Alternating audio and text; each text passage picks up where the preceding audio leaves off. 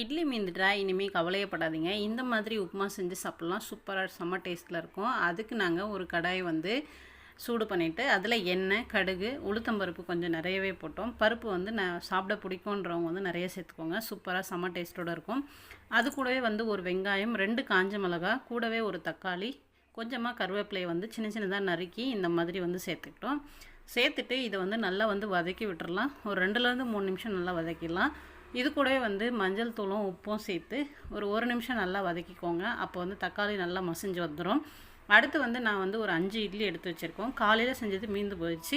சரி வேஸ்ட் பண்ண வேணாமேன்னு சொல்லிவிட்டு இந்த மாதிரி குட்டி குட்டி பீஸாக வந்து நல்லா உதுத்து வச்சுட்டு அதை வந்து நம்ம சேர்த்துட்டு இந்த மாதிரி நல்லா வந்து கிளறி விட்டுட்டு கடைசியாக கொஞ்சமாக வந்து கொத்தமல்லி சேர்த்து இறக்கிட்டோம்னா நம்மளுக்கு ஈவினிங்கில் சாப்பிட்றதுக்கு சூப்பராக இருக்கும்.